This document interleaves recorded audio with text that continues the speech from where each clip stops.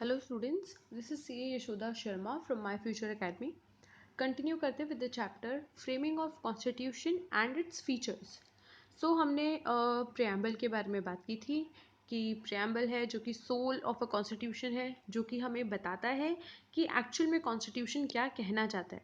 हमने उसका इम्पोर्टेंस देखा था। अब हम देखेंगे कि प्रियम्बल किस चीज़ पे स्टैंड करता है, क्या बेस है प्रियम्बल का, दैट इज़ पिलर ऑफ प्रियम्बल्स। सो प्रियम्बल्स में हाल ही में कुछ वर्ड्स ऐड किए थे और हम उन सभी के बारे में पढ़ेंगे।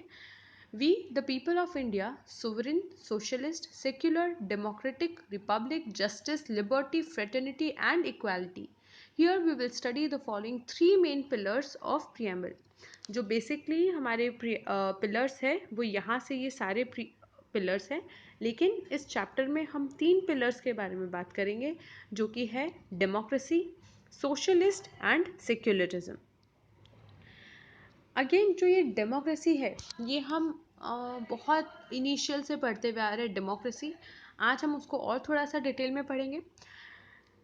The ultimate sovereignty of the power is with the people according to Indian Constitution. There is no particular regime of any one particular person, instead it is with the people. मतलब यहाँ पर डेमोक्रेसी, अगर कोई एक country democratic होती है, वहाँ जहाँ जिस भी कंट्री में डेमोक्रेसी होता है वहाँ पर अल्टीमेट पावर जो प्रोवाइड की गई है वो है पीपल के साथ। मतलब यहाँ पर ऐसा कोई नहीं है कि कोई एक पर्सन है जो पूरी कंट्री को रूल करेगा। यहाँ पर पावर है with in the hands of people. ये जो डेमोक्रेसी वर्ड है वो भी एक ग्रीक वर्ड है जिसमें डेमोस का मतलब होता है पीपल एंड क्रेटोस का मतलब होता है पावर। मतलब पीपल के हाथ में पावर है। Demos means people and Kratos means power. Country power is not within a group of people, instead it is within the people of a country. मतलब यहाँ पर जो कंट्री की पावर है वो एक खाली ग्रुप के हाथ में नहीं है, बल्कि वो पूरे पीपल जितने भी लोग हैं उनके हाथ में है। State democratic state administration is such an arrangement in which there is equal justice of people to social, economical and political and having equal right of participation. यहाँ के लोगों के पास equal justice है, उनके सोशल, इकोनॉमिकल, पॉलिटिकल रिलेटेड जो भी चीज़ है यहाँ पे, भले वो सोशल हो, इकोनॉमिकल हो या पॉलिटिकल चीज़ हो, हर किसी के पास इक्वल राइट है, इक्वल जस्टिस दिया गया है। सो यहाँ पर हमने ये चीज़ पढ़ी कि डेमोक्रेसी क्या होती है, डेमोक्रेसी जो वर्ड है वो कहाँ से ओरिजिनेट हुआ है। अब यहाँ पे जो भी पार्लियामेंट में जो भी लीडर्स, प्राइम मिनिस्टर या कैबिनेट एग्जीक्यूटिव्स या कैबिनेट मिनिस्टर्स को चूज़ किया जाता है वो पीपल चूज़ करते हैं। और ये जो सारे प्राइम मिनिस्टर्स है, कैबिनेट है, उनके पास एक स्पेसिफिक लिमिट होती है। इनफैक्ट जो वोटर्स है वो ही स्टेट और लोकल गवर्नमेंट को ही वो ही लोग सिलेक्ट करते हैं। डेमोक्रेसी में ऐसा है कि हर एक जो गवर्नमेंट है उनका 5 इयर्स का, किसी का 5 इयर्स का टेन्योर है, किसी का 3 इयर्स का टेन्योर है। इन शॉर्ट यहाँ पर जो एक अगर गवर्नमेंट सिलेक्ट हो गई तो ऐसा नहीं है कि लाइफ टाइम में वो ही गवर्नमेंट रहेगी। ना ही यहाँ पर हेरिडिटरी रूल है। हेरिडिटरी रूल मतलब कि अगर फादर है तो यहाँ पर ऐसा नहीं होगा कि उसका सन आके रूल करेगा, ऐसा नहीं है। यहाँ पर इलेक्शन से सभी चीज़ को सभी गवर्नमेंट के लोगों को इलेक्ट किया जाता है। Cabinets of the minister is responsible to the prime minister. मतलब जो कैबिनेट के मिनिस्टर है उनको प्राइम मिनिस्टर को रिस्पॉन्सिबल है।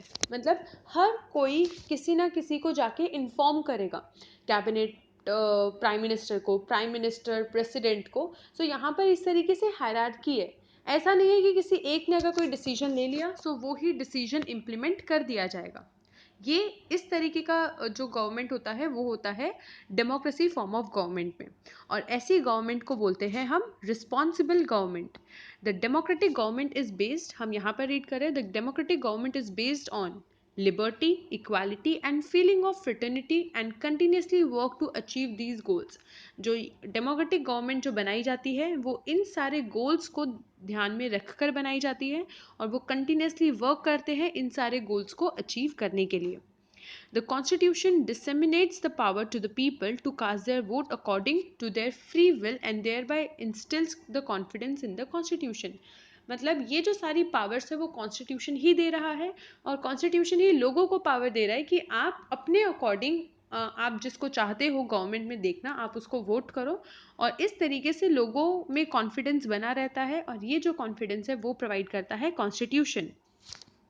The constitution of democratic India renders fundamental rights, कुछ फंडामेंटल राइट्स भी रेंडर करता है। प्रिंसिपल ऑफ पॉलिटिकल डायरेक्शन, ऐसे प्रिंसिपल्स बताता है कॉन्स्टिट्यूशन जिस तरीके से पॉलिटिक्स रन करेगा, ऐसे डायरेक्शंस देता है जिसको देखकर जो भी गवर्नमेंट है वो रन करेगी।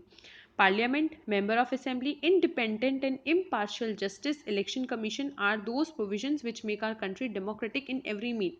ये सारी चीज़ें कौन बताता है? कॉन्स्टिट्यूशन। मतलब ये सारी चीज़ें हमारे कॉन्स्टिट्यूशन में लिखी गई है कि किस तरीके से हमारा पार्लियामेंट रन होगा, किस तरीके से हमारा इलेक्शन कमीशन रन होगा, और ये सारी चीज़ें से ही हमारा जो देश है वो एक डेमोक्रेटिक कंट्री बनता है।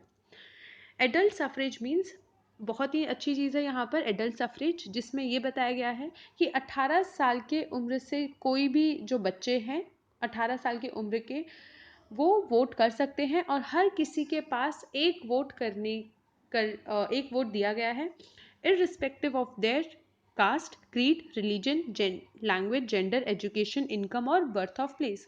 मतलब आप कोई भी प्लेस पे बर्थ हुए हो उससे आप फ़र्क नहीं पड़ता, अगर आप इंडियन सिटीज़न हो तो आपको एक वोट मिलेगा, और आप 18 साल से ऊपर के होने चाहिए।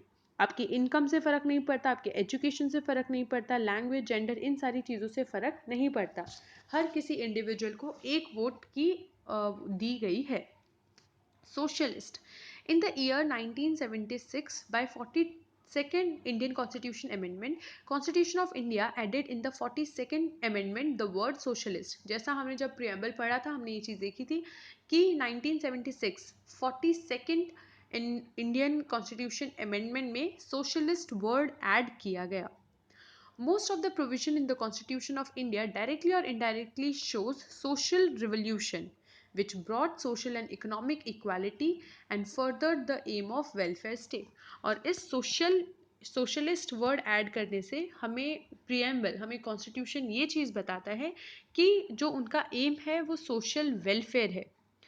इस वर्ड के ऐड करने की वजह से सोशल और इकोनॉमिक इक्वालिटी आती है देश में, जिसकी वजह से हमारे देश में, हमारे स्टेट में वेलफेयर बना रहेगा। The principle of socialist pattern direct social, economic and political equality.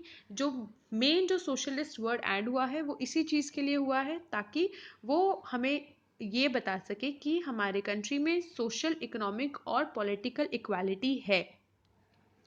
It is now regarded as prime feature of the state. It reflects the fact that India is committed to secure social, economical and political justice for all the people. यहाँ पर same उसी line को repeat किया गया है थोड़े से different language में। India stands for abolishing all the form of exploitation as well as for securing equitable distribution of income, resource and wealth. India किस चीज़ के लिए जानी जाती है कि हर तरीके के जो एबॉलिशन है, जो एक्सप्लॉयटेशन है, उसको एबॉलिश कर दिया गया है। मतलब किसी भी तरीके से, जैसे पहले दलित्स का था, जैसे अनटचेबिलिटी थी, सो ये तरीके के जो एक्सप्लॉयटेशन है वो इंडिया से एबॉलिश कर दिए गए हैं ताकि हमारे इंडिया में हम equitable distribution of income, resource और वेल्थ को सिक्योर कर सके। Any one particular person should not have the power over all the assets. Instead, everyone should have the equal opportunity by getting facilities, provisions, and from society, and thereby eliminating the discrimination of poor and power.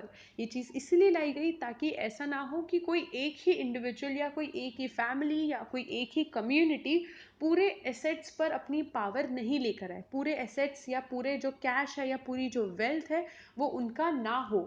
इसीलिए ये सारी चीज़ों को abolish किया गया ताकि हमारी country में रिच और पुअर का भेदभाव भी ना रहे।